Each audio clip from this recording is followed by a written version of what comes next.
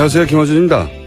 지난주 아일랜드에서는 인도 뭄바이 태생 이민자의 아들 버라드 커가 인도인 2세로는 최초로 총리가 됐습니다. 38, 역대 최연소 총리면서 게이입니다. 세르비아에서는 지난주 차기 총리로 브르나비치가 지명됐고 레즈비언입니다. 스페인 여성 국방장관 차콘 임신한 채 군사열을 한 게 벌써 10년 전이고 이제 나토 회의에서는 여성 국방장관만 30명씩 모입니다.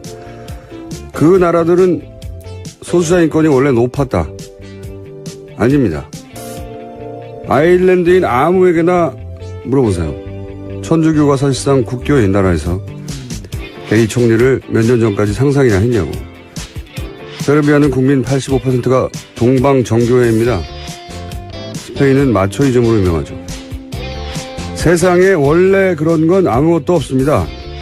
기존 질서를 유지하려는 힘을 변화하고자 하는 힘이 넘어서면 그때 사회는 한 발자국씩 진화하게 되는 거죠.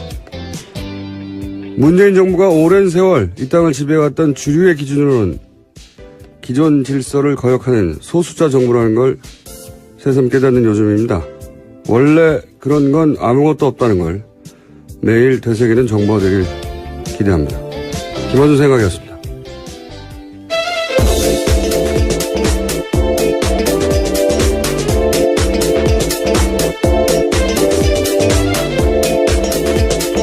시사인의 김은지입니다. 자, 오늘도 뉴스를 달려볼까요? 한 주의 마무리입니다. 네, 문재인 대통령이 어제는 로이터 통신과 인터뷰를 했습니다. 한미가 합의한 사드 배치 일정의 구체적인 내용을 처음 공개했습니다. 문재인 대통령은 당선 이후 보고받은 바에 의하면 원래 금년 하반기까지 사드 발사대 1기를 야전 배치하고 나머지 5기는 내년에 배치하기로 스케줄이 합의됐다라고 밝혔습니다.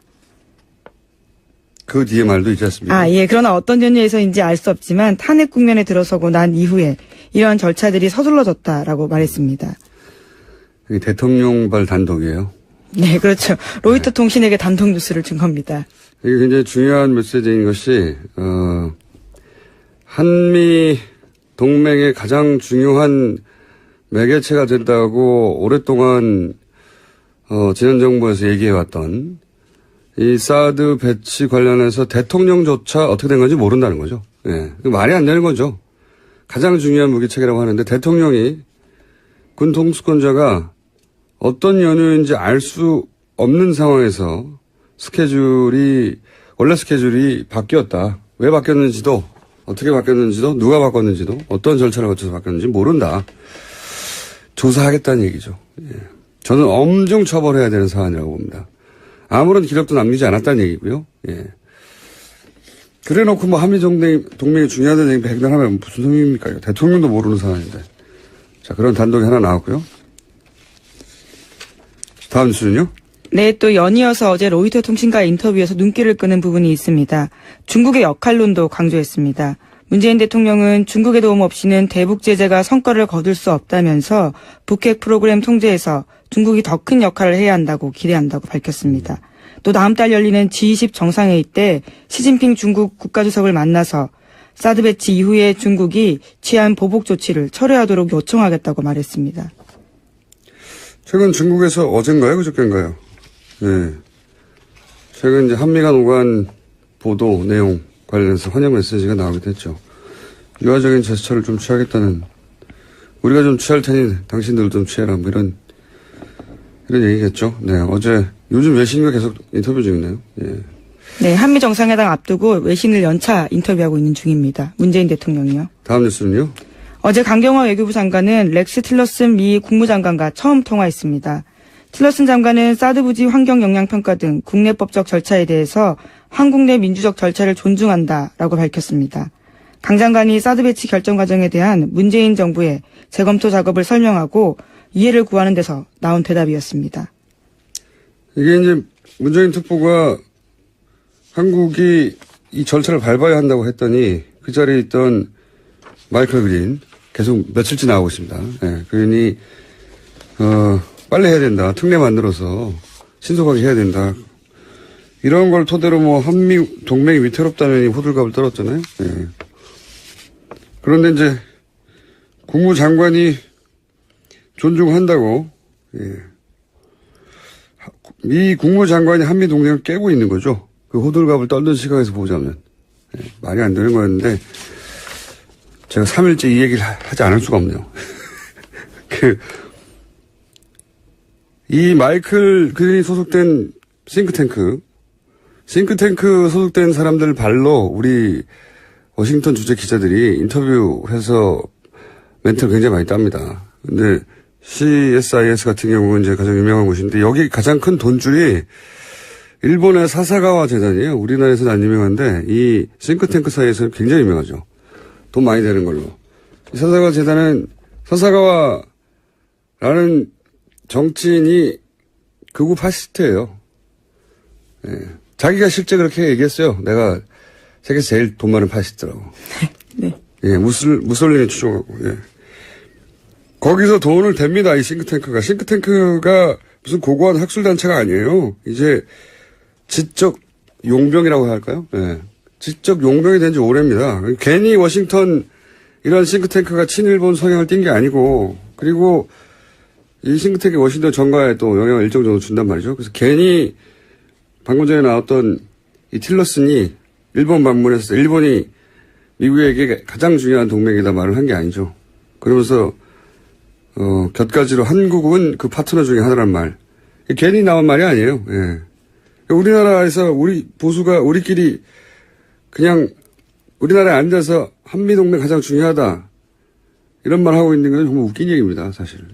그 현장에서는 이런 포럼에서는 혹은 싱크탱크는 일본의 영향력 아래에 들어간 지 오래됐어요. 예. 사사가와 재단 한번 찾아보세요. 그런 일본 영향력에 바이어스 걸린 사람들 멘트를 따서 문재인 정부가 한미동맹을 위태롭다라고 하는 거는 웃긴 이야기입니다. 왜냐하면 이런 포럼에 가면 한국 관련 나오면 일본 시각이 고스란히 그 주류 시각처럼 전해져요. 그 일본 시각 예를 들어서 한국은 미국보다 중국에 더 가까워지고 있고 최근에. 그래서 미국이 덜 중요하고 이런 얘기가 나옵니다. 다음에 자세히 한번 다루죠. 예. 다음 순요. 네, 한미가 연합군사훈련을 중단하면 북한도 핵과 미사일 실험을 중단할 수 있다고 계영춘 인도 주재 북한 대사가 밝혔습니다. 인도. 예. 개 대사는 리수용 외무상 측근으로 알려진 인사입니다. 또 한미 정상회담을 일주일 앞둔 시점에 나온 발언이어서 주목됩니다. 이게 이제 문정인 특보 발언, 미국 발언, 북한 발언이 한 궤를 이루고 있어요. 그러니까 한미, 북미 채널이 돌아가고 있다는 뜻이고 문정인 특보 발언은 사실은 이렇게 지나고 보면 아무런 문제가 없는 발언이었어요. 예. 아무런 문제가 없는. 그래서 박지원 국민의당 전 대표가 시기와 내용도 문제가 없다라는 식의 이야기를 했었죠. 이런 뉴스를 보고 종합한 거죠. 네. 그러니까 그 호들갑은 무지했거나 의도적이었거나 둘 중에 하나입니다. 다음 뉴스는요. 문재인 대통령은 올해 하반기 공무원과 공공기관의 블라인드 채용제 실시 의지 밝혔습니다. 특별한 경우가 아니면 이력서에 학벌이나 출신지, 신체 조건 같은 차별적 요소를 기재하지 않도록 하겠다고 밝혔습니다. 이거 원래 10년 전부터 그렇게 하기로 돼 있었는데 그동안 안 한 거죠. 거꾸로 우리 보수가 그렇게 따르고 싶어하는 미국에서 사진, 신체 정보 요구하면 소송당해요. 심지어 우리 이력서에는 부모, 직업, 예. 학력까지 쓰라고 되어 있는 경우가 많습니다. 소송당할 내용들입니다. 이게 표준이 돼 있죠. 10년 전에 하자고 했는데 공기관도 안 따르고 있죠. 그래서 공기관부터 공무원부터 하겠다는 거고요. 다음 뉴스는요. 여야 간의 국회 정상화 논의했습니다. 하지만 합의점 찾지 못했습니다. 추경 정부조직법 심사가 밀리게 됐습니다. 다만 인사청문회는 열리게 되는데요. 어제 더불어민주당 우원식 원내대표가 이와 같은 소식을 전하다가 눈물을 흘렸습니다. 우 원내대표는 자유한국당이 정권교체를 인정하지 못하고 있다. 대선 불복이다. 국민의당도 섭섭하다. 이렇게 밝혔습니다. 이 이야기는 저희가 3부에서 우원식 원내대표를 직접 연결해서 어떤 의미인지 들어보겠습니다. 자, 오늘 게스트가 많거든요. 다음 뉴스는요. 네, 정유라 씨나 최순실 씨 소유로 된 독일 재산이 없다고 TV조선이 보도했습니다. 현금화해서 모두 썼거나 다른 사람 명의로 바꿨다라는 건데요. 검찰은 정 씨가 소진한 돈이 삼성에서 받은 돈 등 불법으로 세탁한 돈일 가능성이 높다고 판단하고 있습니다. 그렇기 때문에 찾기 어렵다라는 고충도 토로하고 있습니다. 이게 저는 영장 기각이 계속해서 대단히 아쉬운 것이, 그리고 문제가 있다고 생각하는 것이, 예를 들어서 비싼 말과 함께 계속 이동했거든요. 엄청 돈이 나갔겠죠? 예. 그러면서도 몰래 그 주택을 구해서 숨어 다녔잖아요. 예. 돈도 계속 쓰고, 그리고 변호사비는요, 현지에서. 그 기간이면 억대로 썼을 거예요. 1억, 2억 수준이 아니라. 네, 실제로 10억 이상 썼다라고 추산된다고 합니다. 그리고 현재 정유라 씨 명의로 된 재산이 아무것도 없고, 그랬다는 얘기는 돈을 현금으로 다 바꿨거나 다른 사람 명의로 바꿨거나 이런 거잖아요. 눈앞에서 재산 은닉을 하고 있는데, 그래서 사실은 정유라 씨를 구속해서 수사할 충분한 시급한 사안들이 있는데, 이건 페이퍼상의 정말 논리라고 봅니다. 재청구해야 된다고 보는데 과연 재청구해서 될지 모르겠어요. 지금 같은 상황에서는. 구속에 이유가 있다고 저는 개인적으로 생각하는데. 자, 다음 뉴스는요. 정유라 씨가 해외 도피 중에 지인들한테 쓴 편지 내용 또 나왔습니다. 이번에는 최순실 씨 비서 안모 씨에게 쓴 편지 내용입니다. 법률 용어를 동원해서 변론 대책까지 지시했는데요. 특검이 편파 수사를 한다는 주장을 해야 한다. 특검 목적은 박근혜 대통령 탄핵임을 밝혀서 수사가 무죄 추정 원칙을 벗어난 것이라고 해야 한다. 라는 내용 등이 쓰여 있다고 합니다. 그러니까 어리숙한 연기했는데 아니었어요. 예, 지금 대만한 걸로 봐도 그렇고 다시 한번 구속 수사의 필요성이 있다. 저는 생각합니다. 자, 다음 뉴스는요. 네, 어제도 박근혜 전 대통령과 최순실 씨의 뇌물재판 열렸습니다. 관련해서 최순실 씨가 재판을 받던 중에 변호인의 휴대전화를 작동하다가 들켰습니다. 검찰이 강하게 문제 제기하면서 재판장도 최 씨에게 경고했습니다. 변호인의 전화로 외부와 메시지를 하고 있다는 의혹인 거죠? 네, 이번만이 처음이 아니고요. 지난번에도 있었다라고 검찰이 문제 제기했습니다. 재판정에서도 이러고 있으니까요. 재판정이 아닌 곳에서는 항상 해왔다는 합리적 의심을 가질 만하죠. 자, 다음 뉴스는요. 최태원 SK그룹 회장이 박근혜 전 대통령 재판에 증인으로 어제 참석했습니다. 대통령과의 독대 당시에 최 회장은 동생의 가석방을 언급했고 박근혜 전 대통령은 SK의 출연 금액을 직접 확인했다고 진술했습니다. 대통령이 직접 돈 얘기하기 쉽지 않은데 얼마 되느냐고 물어봤다는 거 아닙니까? 네, 안정보험 전 수석 불러서 직접 금액 확인하고 감사한다라는 이야기까지 했다고 합니다. 관련 조사 나올 때마다 웃음이 나와요. 네. 최태원 회장이 직접 진술한 부분입니다. 그러니까 독대니까 둘밖에 모르는 얘기인데 그동안 안종범 실록에 의해서만 간접적으로 전해지다가 당사자가 나와서 돈 얼마나 있냐고 물어봤다. 예. 재밌는 뉴스입니다. 네. 그래놓고 자기는 전혀 국가를 위해서 한 일이고, 예. 돈이 어떻게 오가는지도 몰랐고, 요구한 적도 없다고. 다음 수는요? 네, BBK 사건의 김정균 씨가 자신의 트위터에 쓴 글이 눈길을 끌고 있습니다. 어제 올린 글인데요. 2007년 대선 직전 박근혜 전 대통령의 변호인인 유영하 변호사가 자신에게 기획 입국을 제안했다고 주장했습니다. 이런 김 씨의 주장에 대해서 유영하 변호사는 트위터 내용을 보지 못했다면서 상식적으로 판단해보라고 말했다고 하고요. 검찰은 공식 입장을 내고 김 씨의 주장은 과거 수사와 판결을 통해서 허위로 판명된 내용이라고 반박했습니다. 이게 무슨 진실 공방처럼 보도가 됐는데 새로운 게 아니에요. 이미 진작에 이혜원 의원이 마침 그러고 보니까 이혜원 의원 인터뷰도 하네요. 당대표 후보로. 주장이 왔던 거예요. 예. 당사자가 김경준 씨가 자기를 모르는 사람이 누구라고 말한 거 아닙니까? 당사자가. 그렇죠. 2007년 당시에. 예. 이혜원 의원도 진작부터 주장을 했었고요.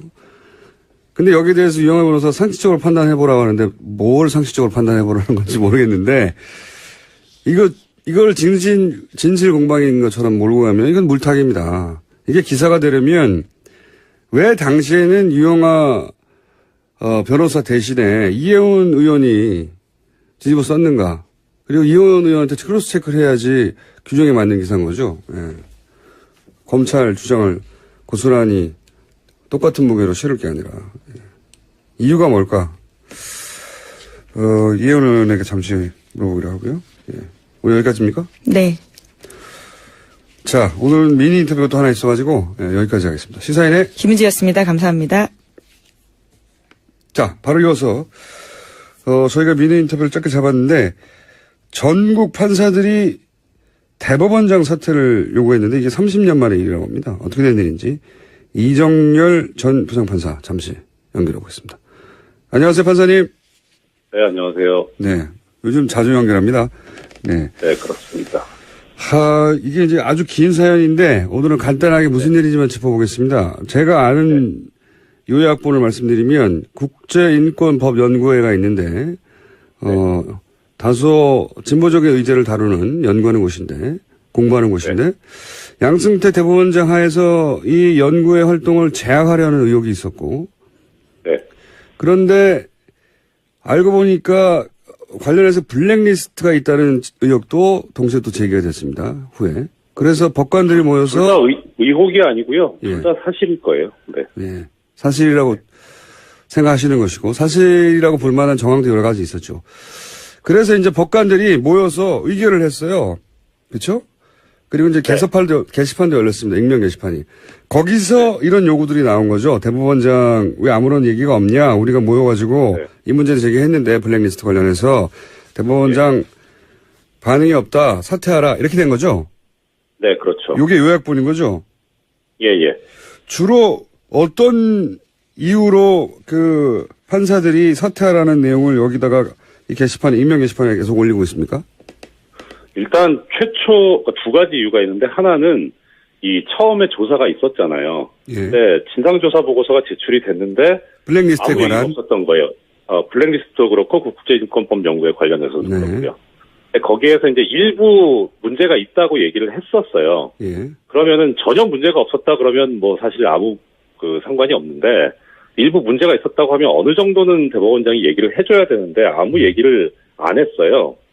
그리고 그다음 문제가 있었으면 징계위원회를 열었어야 되는데 징계위원회를 연 게 아니라 공직자윤리위원회라는 걸 열어가지고 약간 좀 무마하려고 하는 시도가 아니냐라는 그런 의문이 제기된 데다가 이 공직자윤리위원회 위원장이 또 사퇴를 해버리면서 결국은 지금 공전 상태거든요. 아무것도 안 이루어지고 있는 거예요. 이게 이제 하나의 이유고 예. 또 하나는 이 아까 말씀하신 익명 게시판이 열린 다음에 초기에 올라온 글이 그 익명 게시판이 열리게 된 취지는 이게 원래는 실명제인데 실명으로 하면 대법원이나 법원행정처 쪽에 비판적인 의견을 제대로 못 실을 것 아니냐. 그래서 익명으로 하자 해서 열어놨던 거를 오히려 이렇게 거꾸로 돼가지고 이 전국 법관대표회의를 비판하는 내용이 올라온 거예요. 아하. 그러니까 판사들이 보기에는 이거는 이 대표성에 흠집을 내려고 하는 행정처 쪽의 음모가 아니냐.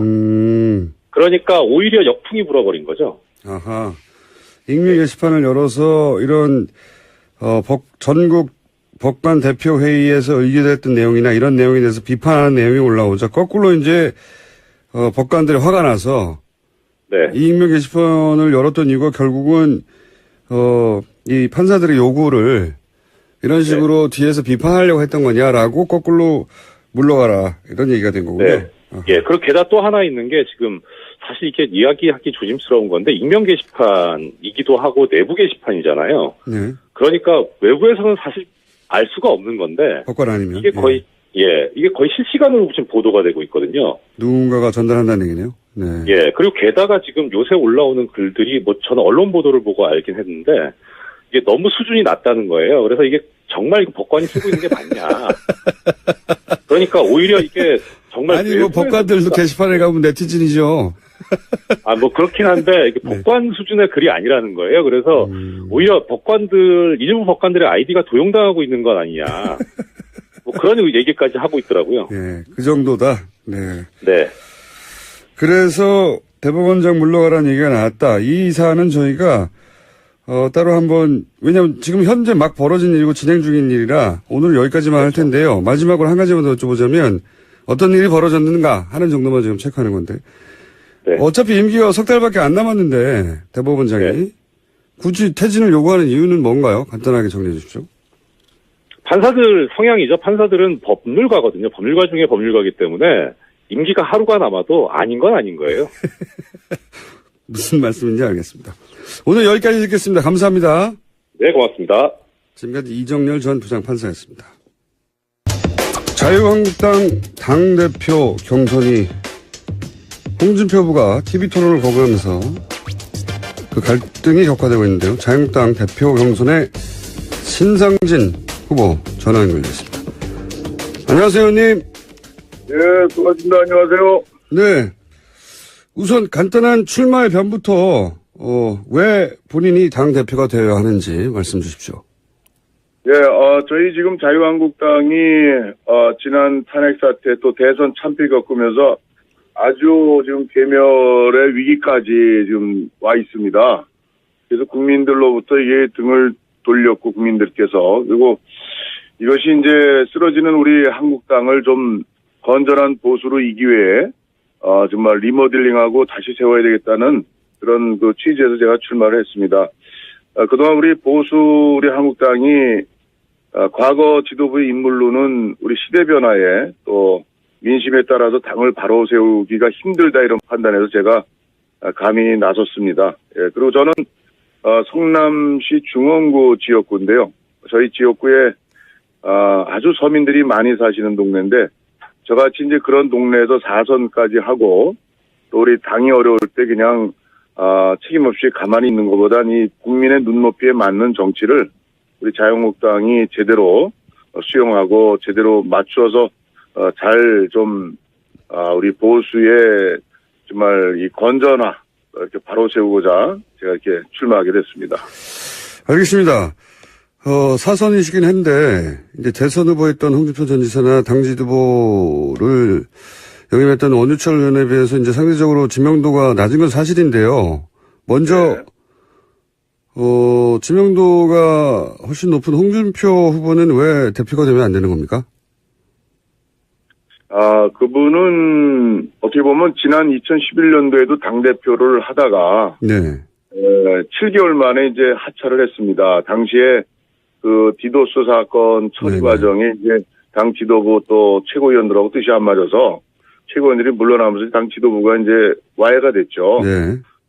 이제 그것이 어떻게 보면 이제 지도력의 한계라는 하나의 그 실천 과정에서 보여줬던 모습이라고 볼 수 있고 또 지금 우리 국민들이 원하는 거는 계파가 좀 보수당이 계파 갈등으로 맨날 싸워서 여기까지 왔는데 좀 그런 계파 갈등 어떤 사익을 추구하는 그런 식의 당권 투쟁 같은 게 좀 없어야 되겠고 또 지금 이제 우리 국민들이 좀 이 품격 있는 좀 그런 정치를 원합니다. 근데 우리 홍준표 후보 같은 이제 그런 면에서 좀 국민의 기대에 좀 못 미치는 부분이 많이 있고 그래서 저 같은 경우는 이제 사실 인지도 면에서는 약하지만 인지도가 오히려 없는 것이 없다기보다 좀 낮은 것이 저는 오히려 이제 참신한 정치 또 저 같은 경우는 13년 정치하면서 어느 계파에 속하거나 줄서거나 이런 적이 없습니다. 그래서 저는 계파 갈등을 옆에서 수없이 잘못된 걸 봐왔기 때문에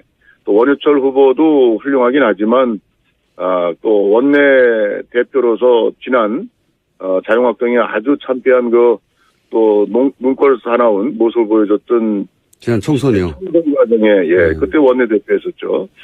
그런 그 책임 있는 당이 여기까지 오는데 책임을 좀 져야 될 지도부의 인물들이 다시 이렇게 출마하는 것을 보고서 제가 인지도는 낮지만 사실은 인지도 낮은 것이 오히려 국민께서 당원이 볼 때는 좀 새롭게 일할 수 있는 그런 희망의 어떤 그런 새 인물이라고 생각해서 제가 가능성이 있다고 보고 그래서 저는 당을 개혁하기 위해서 좀 과감한 판단을 좀 했습니다.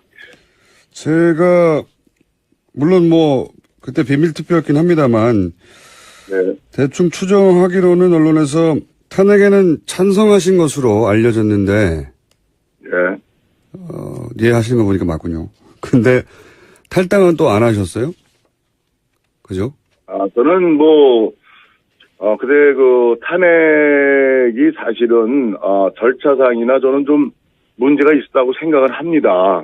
이게 어떤 죄목이나 이런 탄핵 사유가 사실 언론에서 많이 언급이 됐지만, 그것이 사실은 이제 어느 정도가 진실이고 어느 정도가 사실이 아닌지에 대한 명백한 특검에서 그것이 조사가 충분히 조사 들어가기도 전이었죠. 12월 9일이. 그래서 저는 탄핵 자체의 절차상의 문제를 느꼈음에도 불구하고 이것이 당시의 그 사태가 대단히 국정이 나라가 아주 대단히 혼란과 위기를 거듭하고 또 박근혜 전 대통령이 당시에 4월 하야설 그리고 또 조기 대선 언급을 당내 지도부에게 공개적으로 한 건 아닙니다만은 그렇게 해서 우리가 당론을까지 했는데 사실은 그렇게까지 사태가 이좀 차분히 이게 전개되는 상황이 아니고 오히려 국가가 더 굉장히 혼란과 위기를 거듭할 수 있는 이런 상황이기 때문에 오히려 헌법재판소의 오히려 판결을 정확히 받아보는 그런 절차가 오히려 더 필요하겠다 싶어서 좀 그런 탄핵에 찬성은 안 했지만 정치적 그런 결정을 한 바가 있습니다. 그러시군요. 탈당 문제는 저는 그렇습니다. 이제 당 안에서 쭉 저 같은 경우는 어떻게 보면 친박도 전혀 아니고 권력 주변에 가본 적도 없고 어떻게 보면 의정 활동 또 국회직 활동 지역구 활동 열심히 했던 의원인데 근데 그 당에 어쨌든 공천받고 국회의원을 하고 있고 어쨌든 공동 연대 책임이 있는 입장에서 근데 탈당한다는 거는 뭔가 집에 불이 났는데 불 끌 생각 안 하고 또 책임지는 그런 자세에서 이 좀 나가서 어떤 해결하는 당시에 또 반기문 또 유엔 전 사무총장의 대선 후보로였던 옹립 이런 문제들이 정치적 계산이 깔려 있어가지고 그렇게 탈당한 그런 계산적 탈당에 대해서 저는 좀 찬성을 안 했고 무너져도 같이 우리 책임지고 당시 이제 새누리당에 그대로 몸을 담고 잘못된 거 있으면 최대한 고쳐야 되는 그런 방향을 가지고 탈당을 당시 안 했습니다. 탈당이 전부라고 생각하지 않았습니다. 알겠습니다. 자, 그럼 이 질문을 좀 드려봐야 되겠습니다. 자유한국당이 문재인 정부 출범 이후에 박수 쳐준 대목이 아무것도 없다는 이미지인데요. 이게 언론에 잘못 알려진 이미지입니까? 아니면 실제 문재인 정부가 잘하는 게 없어서 박수를 쳐주지 않은 건가요? 글쎄, 사실 지금 이제 문재인 정부 출범이 한 40일 이제 됐잖아요. 네, 50일 가까이, 예. 네. 10일이니까, 아니죠. 40일이군요. 예. 네, 40일 됐는데, 사실 바로 이제 인사 문제가 있지 않습니까? 네네. 이건 어떻게 보면, 박수를 치고 싶어도 칠, 틈이 없었던 것 같아요. 알겠습니다. 바로 이제 총리 임명 문제서부터 해서, 그 인사 문제가 이제 또 이슈가 되고, 이게 참 어떻게 보면, 과거에는 새 정권 들어서면 서로 그냥 대선 때 싸우고 온갖 걸 했어도, 그래도 몇 달은 조금 가는데, 네. 이렇게 이제 새 정부가 일단 어쨌든 선출이 됐으면, 일할 수 있는 좀 그런 힘은 얻어야 될 거 아니에요? 잘못됐든 잘했든. 네. 좀 굉장히 이제 첫 인사부터 이렇게 보이니까, 저로서도 야당이지만, 대단히 좀 안타깝고, 또 저는 한편, 저도 옛날에, 청년 때 야학교사, 노동운동, 학생운동, 감옥도 가고, 다 겪었습니다만은, 어떻게 주변에 그렇게 사람이 없나, 적폐청산하고, 박근혜 MB 정부의 그 역대 또 인사 문제에 대해서, 그렇게 이제 아주 보수 정권의 아주 썩은 부분이다, 부패다, 이렇게까지, 또 당시 야당에서, 민주당에서 공격을 했는데, 또 민주당도 이렇게 사람이 없는가 그렇다면, 이건 어떻게 보면, 당대당의 문제를 넘어서 우리 대한민국이, 정말 이 공직자 또 위에 높은 소위, 그런 위에서 일하는 사람들의 이 도덕성이 살아온 어떤 모습이 이 보통 문제가 있지 않다 이런 데 대해서, 네. 국민들께서도 이런 차제에, 그런 문제 있으시군요. 지지하든 않든 간에, 이런 문제에서는 좀 바로잡고, 그리고 또 문재인 정부도 널리 인재를 구하면 좋은 사람이 있을 거예요. 근데 이게 이제 바로 자기 측근들, 주변 이 코드 이렇게 또 선거 때 공을 세웠거나 이런 가까운 데서 찾다 보니까, 이런 한계들을 노정해서 야당으로서도 이런 문제를 그냥 또 이렇게 박수치고 넘어갈 수는 없지 않습니까? 그래서 참 이 참 대단히 안타까운 현실입니다. 알겠습니다. 뭐 강경화 상관이 측근이거나 가까운 데 찾은 건 아닌 것 같긴 한데 그런 문제인식은 알겠고요. 예. 그러면 본인이 당대표가 되면 이 대외관계는 어떤 변화가 있을 예정입니까? 글쎄, 이건 뭐 일방으로 변화가 뭐 온다고 보기는 어렵고요.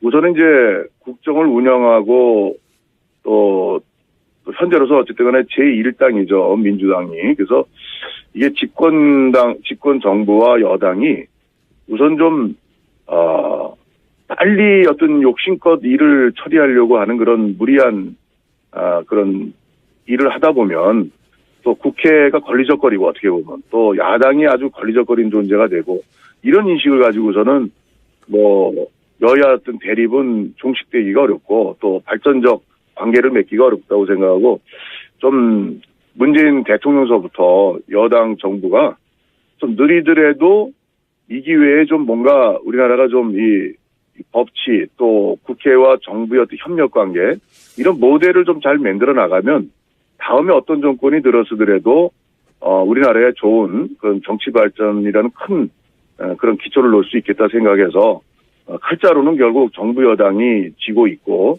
또 그것이 합리적이고 또 야당이 아무리 때를 쓸래도 합리적이고 국민 지지를 받는다면 진정하게 그러면 야당을 이길 수가 있겠죠. 그렇지만 지금의 인사 문제라든가 또 이번에 뭐 추경도 사실은 불효불급한 거는 우리 야당이 반대한다면 국민들한테 돌팔매 맞죠. 그렇지만 뭐 공무원 수를 뭐 대폭 늘린다든가 그게 사실 일자리 늘리는 그런 거로 볼 수는 없는 거죠. 그래서 좀 예를 들어서 공무원도 1,500명 이게 아니라 뭐 249명이 필요하다. 원래 공무원 증원은 대단히 철저하게 따져서 원래 하는 겁니다. 근데 이걸 그냥 뭐 일자리 해가지고 공시생들 정말 그냥 이 지원만 왕창 늘려놓고서 거기에 희망 가는데 그 희망 성취하는 취업이 공무원으로 되는 사람이 얼마나 있겠습니까? 그래서 좀 이런 정책들을 좀 합리적으로 좀 야당하고 좀 이 통과되고 또 함께 할 수 있는 걸 미리 예상해서 좀 거기에서 조금 더 나가든가 해야지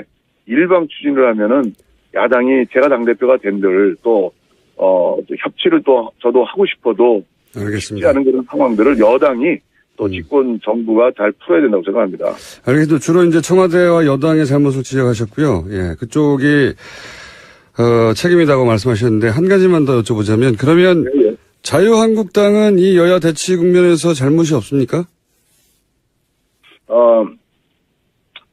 글쎄, 힘없는 또 약한, 소수의 또, 제가 대선 참패로 상처 입은 많은 그런 이 후유증이 있는 당인데, 글쎄, 이것은 어떻게 보면, 힘 있는 정부와 여당이 또 새 정부가 좀 야당을 좀 같이 끌고 가는, 설득하고 이런 좀 부드러운 자세가 필요한데, 야당이 먼저 잘하자, 어떻게 하자 하고서 이런 인사 문제, 이런 난맥을, 지금 인사가 제일 중요하지 않습니까? 근데 이걸 그냥 연일 드러나는 이런 문제를 인사청문회라는 그런 국회의 절차 과정이 있는데, 여기에서는 또 물르게 또 그냥 위장전이 또 좋다 그러고 대충 넘어갔다가는 이건 또 글쎄 문재인 정부가 잘 되기를 소망하는 그런 또 국민들은 또 평가를 어떻게 할지 몰라도 우리 당을 또 지지하는 또 보수나 또 아니면 일반 국민의 상식에서 봐서는 또 야당이 또 그렇게 해서는 또 안 된다고 생각합니다. 언제 고칩니까? 그런 거. 그래서 좀 힘 있는 정부가 또 여당이 조금 좀 그게 야당의 잘못은 없는 건가요? 자유한국당에? 글쎄 저는 이제 한 40일 아직은 없다. 예.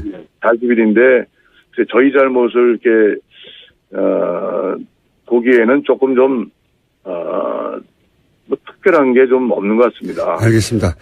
오늘 여기까지만 듣고요. 네. 경선이 막바지에 이르면 다시 한번 연결하겠습니다. 오늘 말씀 감사합니다. 예, 수고하세요. 감사합니다. 네. 지금까지 자유한국당 신상진 후보였습니다.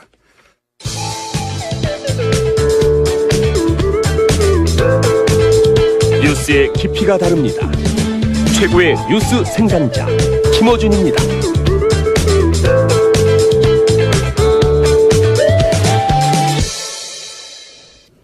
자, 바른정당도 새 당대표가 이제 월요일에 결정됩니다.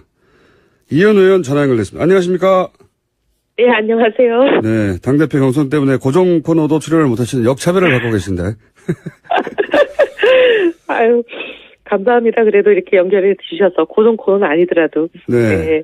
다른 질문 전에 오늘 갑자기 어제 뉴스가 나와서 유영아 변호사 얘기가 나왔어요. 김명준 씨. 그래요? BBK. 예. BBK 김명준 씨가 전당대회 하느라고 그 뉴스는 못 봤는데 무슨 네. 일인가요? 본인을 만나러 온 사람 기획 입국을 제안한 사람은 유영아 변호사다라고 얘기를 했거든요. 김경준 씨가 그렇게 얘기를 했대요? 네네. 이현 의원님 오래전부터 이분 오셨네요? 네. 네. 오래전부터 내가 아니고 유영아 변호사라고 주장하셨었습니까? 근데 드디어 이제 진실이 밝혀졌네요. 네. 당사자가 그런 말을 했죠, 처음으로. 그동안은 이현 의원님의 일방적인 주장. 그동안 제가 궁금한 제가 건 아니라고 그렇게 얘기를 했는데. 그러니까요. 한 가지가 궁금합니다. 네. 한 가지가. 왜 이현 의원에게 당시에 뒤집어 씌웠을까요? 제가 그때 좀 말씀드렸지만 친박들이 절 공천 안 주려고 한 그런 국면이었었잖아요. 그게 타이밍이. 예. 그리고 제가 말씀드렸을 때는 이제 친박 모 중진, 저를 공천 안 주려고 하시는 핵심 인물, 그분이 갑자기 전화하셔서 내일 검찰이 모종의 발표를 할 텐데 거기 반박하지 말고 그냥 가만히 있으라. 뒤집어 쓰라는 거 아닙니까? 그리고 그 다음날 검찰이 발표한 게 감옥에 김경준을 김경준을 이혜훈이 접촉했다. 예. 나는 그런 발표를 했었거든요. 제가 아니라고 나는 접촉한 적도 없고, 나는 감옥에 간 적도 없고, 난 미국에 간 적도 없고, 나는 만날 수도 없고, 김경준을 변호사도 아니기 때문에. 알겠습니다. 아무리 아니라고 항변해도 그때 그게 안 먹혔잖아요. 네. 당사자가 이제 오늘 드디어 이현 의원님 말씀처럼 네, 본인을 만나는 사람이 유영아 변호사라고 얘기를 했어요. 네. 이 얘기는 참 기가 막히네요. 네, 당대표가 대심에 출연하셔서 다시 한번 얘기하게 하고요. 네. 아유, 정말 이제 속 시원합니다. 네. 진실은 진짜 언젠간 드러나네요. 자, 오늘까지의 전국을 돌면서 한 누적으로 현재 1위세요.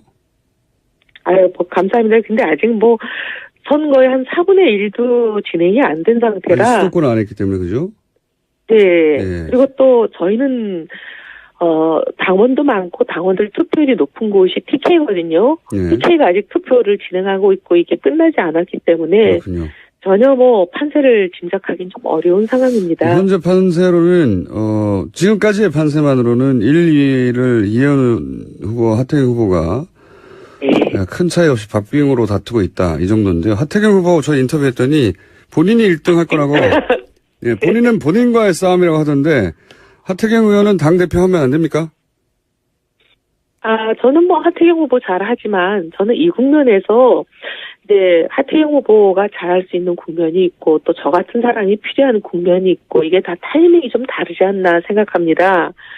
근데 지금은 강온 양면 전략이 동시구사가 돼야 되는 국면이라고 생각해서 저 같은 사람이 더 필요한 국면이다 이렇게 감히 말씀을 드리겠습니다. 하태경 의원은 왜 강온을 못하는 거죠? 하태경 의원님은 좀 강한 면이 많으시죠. 강강으로 나갈 공산이 큽니까? 예. 근데 이제 밖으로는 대여 강경투쟁을 해야 되잖아요. 선명하게. 아무래도 야당이다 보니까 그런 면도 있고 그다음에 또 보수 안에서도 경쟁이 있잖아요. 진짜 보수, 가짜 보수, 주도권 경쟁이 있으니까 강력한 리더십이 필요하긴 한데 동시에 저희가 좀 작은 정당이다 보니까 여기서 한 분이라도 놓치면 또 흐트러질까 봐 다들 걱정이 많으세요. 근데 이렇게 똘똘 뭉쳐서 하나로 가려면 화합이 필요하잖아요. 이 또 화합은 어머니 리더십 포용하고 끌어안고 이렇게 다독이고 하는 이런 것도 필요하거든요.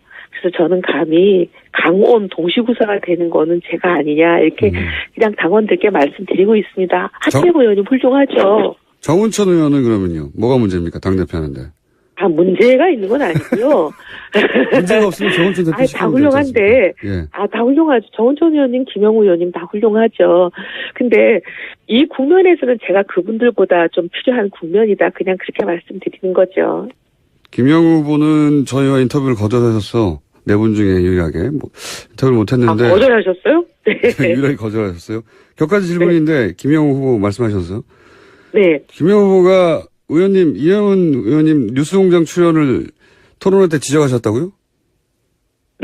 왜 거기 나가냐고 막 공격을 하셔가지고 제가 좀 당황했어요. 그래서 아니 왜 나가면 안 되냐 그랬더니 문정인 특보 발언 이런 부분을 얘기를 하면서 진행자의 생각에 동의하냐. 그래서 아니, 진행자하고 생각이 같을 수도 있고 다를 수도 있고 어떻게 뭐 모든 생각이 다 똑같은 그런 진행자 프로만 골라서 나가냐.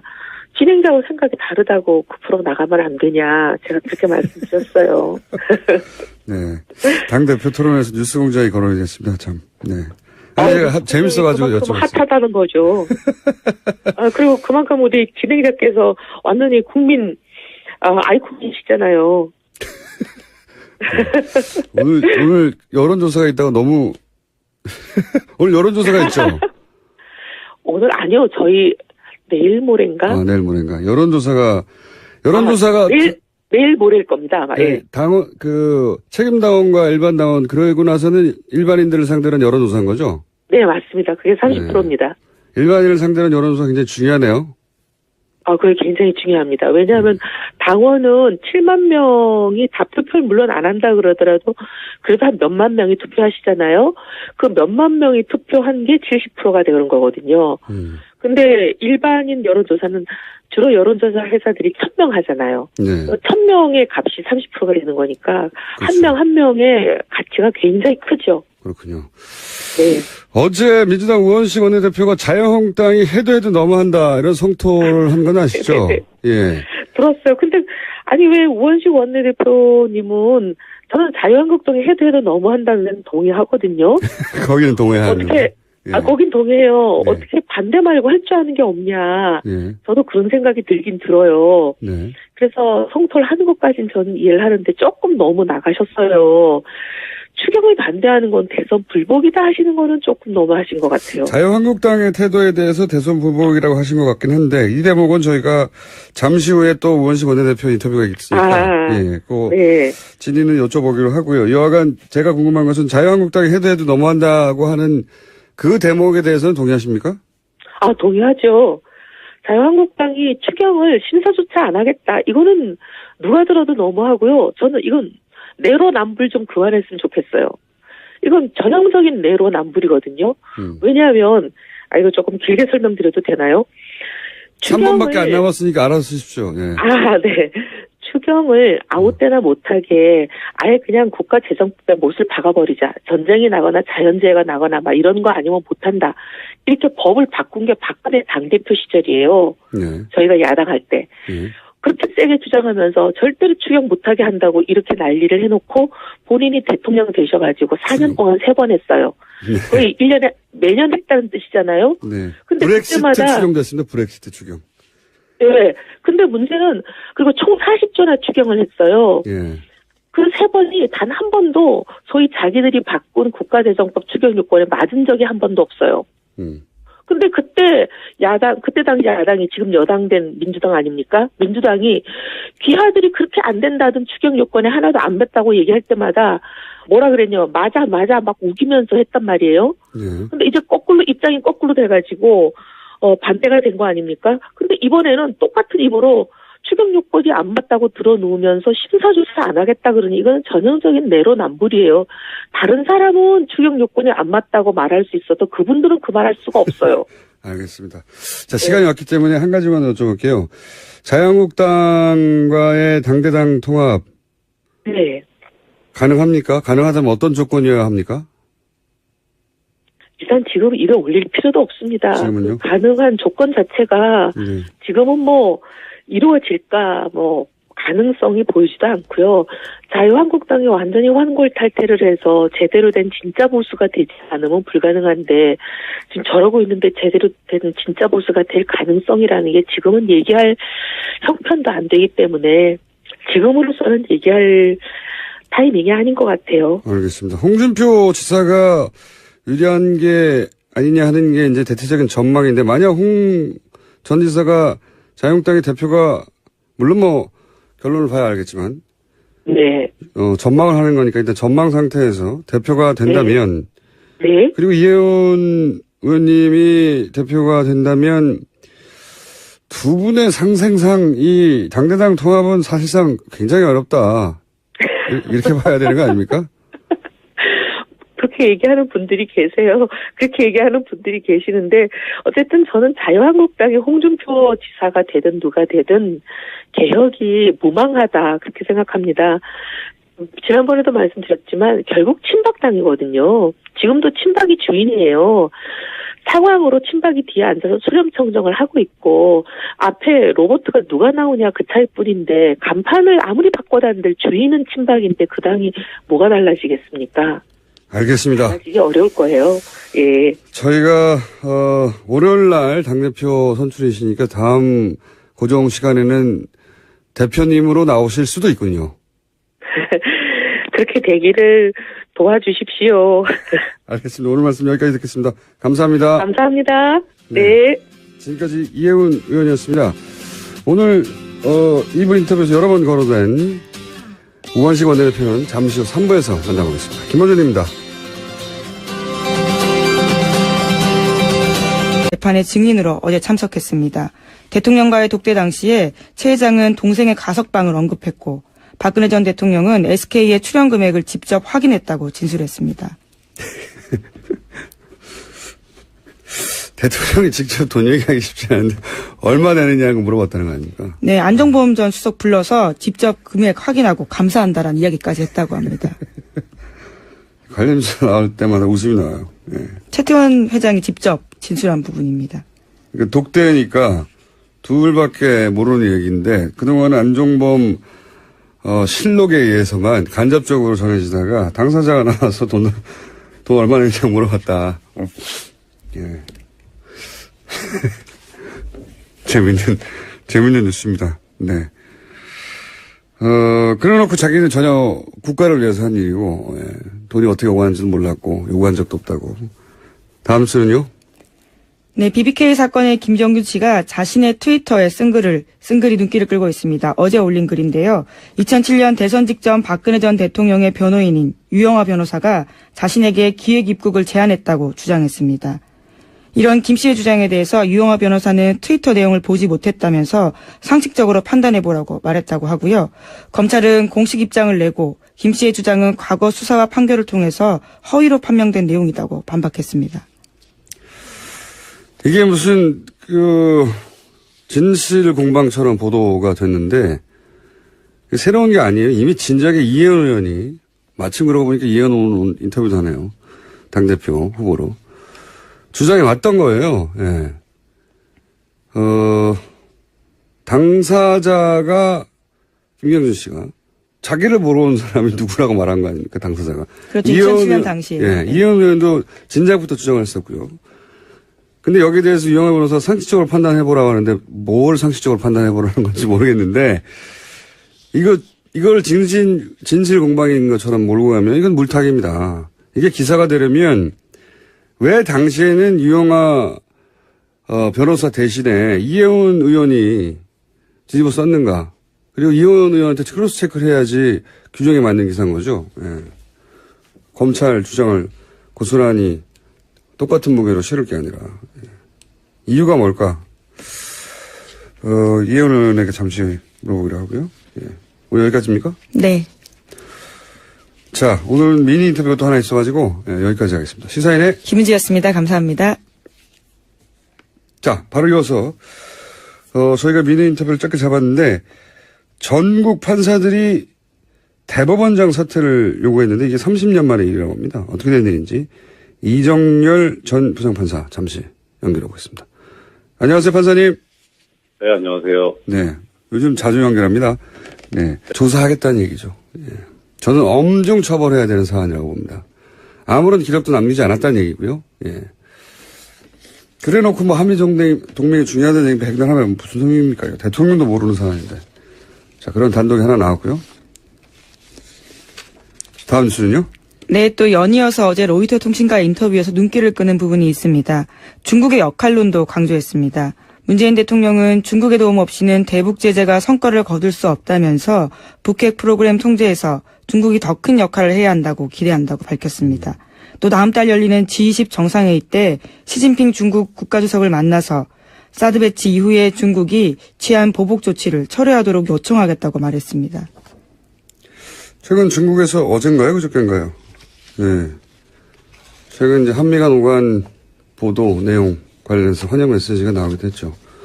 유화적인 제스처를 좀 취하겠다는, 우리가 좀 취할 테니 당신들 좀 취해라, 뭐 이런 얘기겠죠. 네. 어제, 요즘 외신과 계속 인터뷰 중이네요. 예.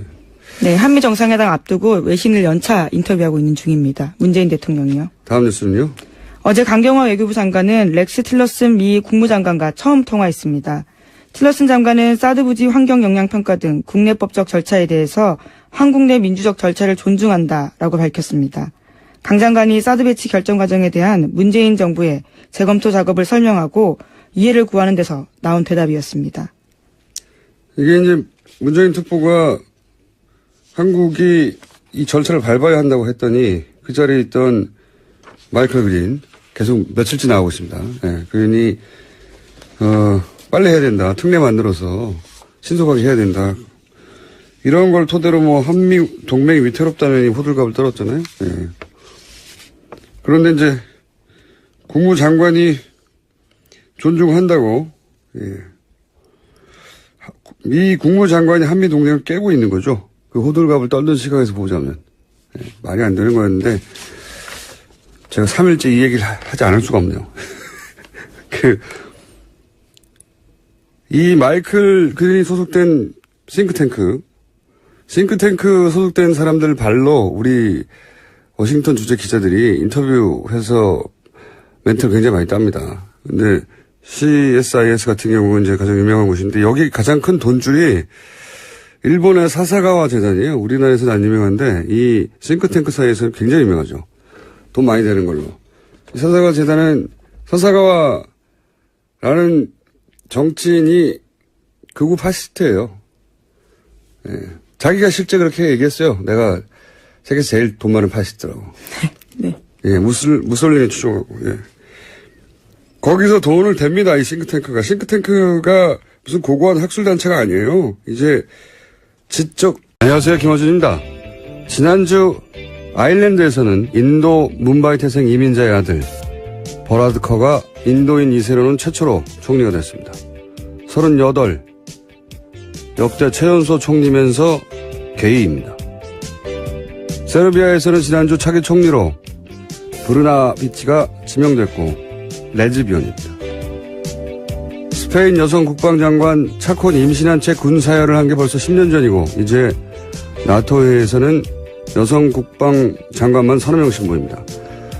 그 나라들은 소수자 인권이 원래 높았다. 아닙니다. 아일랜드인 아무에게나 물어보세요. 천주교가 사실상 국교인 나라에서 게이 총리를 몇 년 전까지 상상이나 했냐고. 세르비아는 국민 85%가 동방 정교회입니다. 스페인은 마초이즘으로 유명하죠. 세상에 원래 그런 건 아무것도 없습니다. 기존 질서를 유지하려는 힘을 변화하고자 하는 힘이 넘어서면 그때 사회는 한 발자국씩 진화하게 되는 거죠. 문재인 정부가 오랜 세월 이 땅을 지배해왔던 주류의 기준으로는 기존 질서를 거역하는 소수자 정부라는 걸 새삼 깨닫는 요즘입니다. 원래 그런 건 아무것도 없다는 걸 내일 되새기는 정부가 되길 기대합니다. 김어준 생각이었습니다.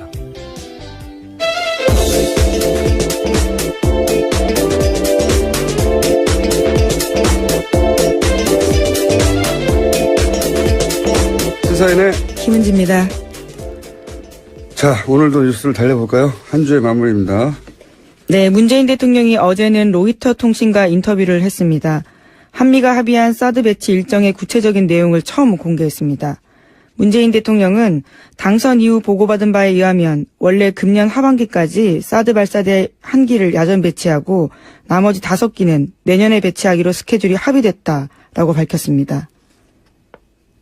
그 뒤에 말도 있지 않습니까? 예. 그러나 어떤 전제에서인지 알 수 없지만 탄핵 국면에 들어서고 난 이후에 이러한 절차들이 서둘러졌다라고 말했습니다. 이게 대통령발 단독이에요. 네, 그렇죠. 로이터 통신에게 단독 뉴스를 준 겁니다. 이게 굉장히 중요한 메시지인 것이 한미 동맹의 가장 중요한 매개체가 된다고 오랫동안 지난 정부에서 얘기해왔던 이 사드 배치 관련해서 대통령조차 어떻게 된 건지 모른다는 거죠. 예. 말이 안 되는 거죠. 가장 중요한 무기체계라고 하는데 대통령이 군 통수권자가 어떤 연유인지 알 수 없는 상황에서 원래 스케줄이 바뀌었다. 왜 바뀌었는지도, 어떻게 바뀌었는지도, 누가 바꿨는지도, 어떤 절차를 거쳐서 바뀌었는지 모른다. 용병이라고 할까요? 예. 직접 용병이 된 지 오래입니다. 괜히 워싱턴 이런 싱크탱크가 친일본 성향을 띈 게 아니고, 그리고 이 싱크탱크 워싱턴 정가에 또 영향을 일정 정도 준단 말이죠. 그래서 괜히 방금 전에 나왔던 이 틸러슨이 일본 방문해서 일본이 미국에게 가장 중요한 동맹이다 말을 한 게 아니죠. 그러면서 곁가지로 한국은 그 파트너 중에 하나란 말. 괜히 나온 말이 아니에요. 예. 우리나라에서 우리 보수가 우리끼리 그냥 우리나라에 앉아서 한미동맹 가장 중요하다. 이런 말 하고 있는 건 정말 웃긴 얘기입니다, 사실. 그 현장에서는, 이런 포럼에서는 혹은 싱크탱크는 일본의 영향력 아래에 들어간 지 오래됐어요. 예. 사사가와 재단 한번 찾아보세요. 그런 일본 영향력에 바이어스 걸린 사람들 멘트를 따서 문재인 정부가 한미동맹을 위태롭다라고 하는 거는 웃긴 이야기입니다. 왜냐하면 이런 포럼에 가면 한국 관련 나오면 일본 시각이 고스란히 그 주류 시각처럼 전해져요.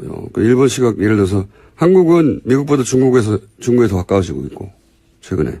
그래서 미국이 덜 중요하고 이런 얘기가 나옵니다. 다음에 자세히 한번 다루죠. 예. 다음 순요. 네, 한미가 연합군사훈련을 중단하면 북한도 핵과 미사일 실험을 중단할 수 있다고 계영춘 인도 주재 북한 대사가 밝혔습니다. 인도. 예. 개 대사는 리수용 외무상 측근으로 알려진 인사입니다. 또 한미 정상회담을 일주일 앞둔 시점에 나온 발언이어서 주목됩니다. 이게 이제 문정인 특보 발언, 미국 발언, 북한 발언이 한 궤를 이루고 있어요. 그러니까 한미, 북미 채널이 돌아가고 있다는 뜻이고 문재인 특보 발언은 사실은 이렇게 지나고 보면 아무런 문제가 없는 발언이었어요. 예. 아무런 문제가 없는. 그래서 박지원 국민의당 전 대표가 시기와 내용도 문제가 없다라는 식의 이야기를 했었죠. 이런 뉴스를 보고 종합한 거죠. 네. 그러니까 그 호들갑은 무지했거나 의도적이었거나 둘 중에 하나입니다. 다음 뉴스는요. 문재인 대통령은 올해 하반기 공무원과 공공기관의 블라인드 채용제 실시 의지 밝혔습니다. 특별한 경우가 아니면 이력서에 학벌이나 출신지, 신체 조건 같은 차별적 요소를 기재하지 않도록 하겠다고 밝혔습니다. 이거 원래 10년 전부터 그렇게 하기로 돼 있었는데 그동안 안 한 거죠. 거꾸로 우리 보수가 그렇게 따르고 싶어하는 미국에서 사진, 신체 정보 요구하면 소송당해요. 심지어 우리 이력서에는 부모, 직업, 예. 학력까지 쓰라고 되어 있는 경우가 많습니다. 소송당할 내용들입니다. 이게 표준이 돼 있죠. 10년 전에 하자고 했는데 예. 공기관도 안 따르고 있죠. 그래서 공기관부터 공무원부터 하겠다는 거고요. 다음 뉴스는요. 여야 간의 국회 정상화 논의했습니다. 하지만 합의점 찾지 못했습니다. 추경 정부조직법 심사가 밀리게 됐습니다. 다만 인사청문회는 열리게 되는데요. 어제 더불어민주당 우원식 원내대표가 이와 같은 소식을 전하다가 눈물을 흘렸습니다. 우 원내대표는 자유한국당이 정권교체를 인정하지 못하고 있다. 대선 불복이다. 국민의당도 섭섭하다. 이렇게 밝혔습니다. 이 이야기는 저희가 3부에서 우원식 원내대표를 직접 연결해서 어떤 의미인지 들어보겠습니다. 자, 오늘 게스트가 많거든요. 다음 뉴스는요. 네, 정유라 씨나 최순실 씨 소유로 된 독일 재산이 없다고 TV조선이 보도했습니다. 현금화해서 모두 썼거나 다른 사람 명의로 바꿨다라는 건데요. 검찰은 정 씨가 소진한 돈이 삼성에서 받은 돈 등 불법으로 세탁한 돈일 가능성이 높다고 판단하고 있습니다. 그렇기 때문에 찾기 어렵다라는 고충도 토로하고 있습니다. 이게 저는 영장 기각이 계속해서 대단히 아쉬운 것이 그리고 문제가 있다고 생각하는 것이 예를 들어서 비싼 말과 함께 계속 이동했거든요. 엄청 돈이 나갔겠죠. 예. 그러면서도 몰래 그 주택을 구해서 숨어 다녔잖아요. 예. 돈도 계속 쓰고 그리고 변호사비는요. 현지에서 그 기간이면 억대로 썼을 거예요. 1억 2억 수준이 아니라. 네, 실제로 10억 이상 썼다라고 추산된다고 합니다. 그리고 현재 정유라 씨 명의로 된 재산이 아무것도 없고 그랬다는 얘기는 돈을 현금으로 다 바꿨거나 다른 사람 명의로 바꿨거나 이런 거잖아요. 눈앞에서 재산 은닉을 하고 있는데, 그래서 사실은 정유라 씨를 구속해서 수사할 충분한 시급한 사안들이 있는데, 이건 페이퍼상의 정말 논리라고 봅니다. 재청구해야 된다고 보는데, 과연 재청구해서 될지 모르겠어요. 지금 같은 상황에서는. 구속에 이유가 있다고 저는 개인적으로 생각하는데. 자, 다음 뉴스는요? 정유라 씨가 해외 도피 중에 지인들한테 쓴 편지 내용 또 나왔습니다. 이번에는 최순실 씨 비서 안모 씨에게 쓴 편지 내용입니다. 법률 용어를 동원해서 변론 대책까지 지시했는데요. 특검이 편파 수사를 한다는 주장을 해야 한다. 특검 목적은 박근혜 대통령 탄핵임을 밝혀서 수사가 무죄 추정 원칙을 벗어난 것이라고 해야 한다. 라는 내용 등이 쓰여 있다고 합니다. 그러니까 어리숙한 연기했는데 아니었어요. 예, 지금 대응하는 걸로 봐도 그렇고 다시 한번 구속 수사의 필요성이 있다. 저는 생각합니다. 자, 다음 뉴스는요? 네, 어제도 박근혜 전 대통령과 최순실 씨의 뇌물재판 열렸습니다. 관련해서 최순실 씨가 재판을 받던 중에 변호인의 휴대전화를 작동하다가 들켰습니다. 검찰이 강하게 문제 제기하면서 재판장도 최 씨에게 경고했습니다. 변호인의 전화로 외부와 메시지를 하고 있다는 의혹인 거죠? 네, 이번만이 처음이 아니고요. 지난번에도 있었다라고 검찰이 문제 제기했습니다. 재판정에서도 이러고 있으니까요. 재판정이 아닌 곳에서는 항상 해왔다는 합리적 의심을 가질 만하죠. 자, 다음 뉴스는요? 최태원 SK그룹 회장이 박근혜 전 대통령